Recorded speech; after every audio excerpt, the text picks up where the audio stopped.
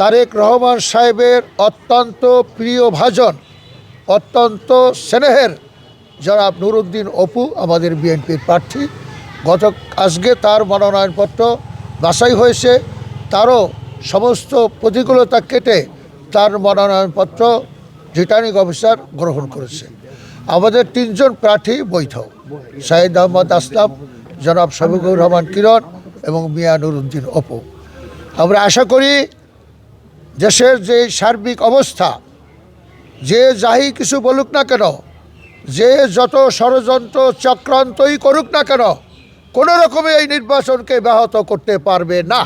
আমাদের শরীয়তপুর 3-এর যে নির্বাচনীয় প্রার্থী তিনি হচ্ছেন মিয়া নুরুদ্দিন অপু।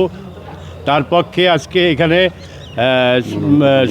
বৈধভাবে তারা ঘোষণা করেছেন উনি বৈধ প্রার্থী, এবং আমি তার সাথে সাথে সবাইকে ধন্যবাদ জানিয়ে আমি একটি কথা বলবো, সেটা হচ্ছে প্রশাসনকে এবং নির্বাচন কমিশনের পক্ষ থেকে যারা যারা কাজ করবেন তাদেরকে অনুরোধ করব আমাদের কাজগুলি যেন সুন্দর সুরারূপভাবে যেন সম্পন্ন করতে পারি এবং সমস্ত আনন্দমুখর উৎসবমুখর একটি পরিবেশ নিয়ে আমরা নির্বাচন করতে পারি। অত্যন্ত উৎসবমুখর পরিবেশে শরীয়তপুরের 3য় দিনের মতো মনোনয়নপত্র বাছাইয়ের প্রক্রিয়া সম্পন্ন হয়েছে।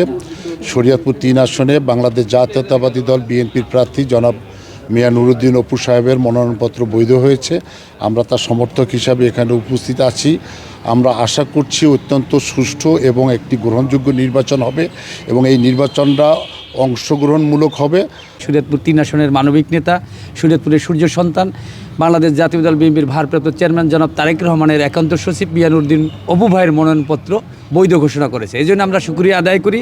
পাশাপাশি আমরা আইনশৃঙ্খলা যাতে যথাযথভাবে সুন্দর থাকে এবং জনগণের ভোটের মাধ্যমে ইনশাল্লাহ আশা করি আমাদের শরীয়তপুর 3 আসনের মিয়া নুরুদ্দিন অপু ভাই বিপুল ভোটে জয়লাভ করবে, এই আশাবাদ আমরা ব্যক্ত করি। 1 আসনে আমাদের আসলাম ভাই, 2 আসনে জনাব শফিকুর কিরণ ভাই, আর শরীয়তপুর 3 আসনে জনাব মিয়া নুরুদ্দিন অপু ভাই আমাদের প্রাণপ্রিয় নেতা। তিনজনই বৈধ গণিত হয়েছে। আমরা আনন্দিত এবং এই 17 বছরে আমরা ভোট থেকে যে বঞ্চিত হয়েছি সেই আকাঙ্ক্ষাটা পূরণ হতে যাচ্ছে। একটা উৎসবমুখর পরিবেশে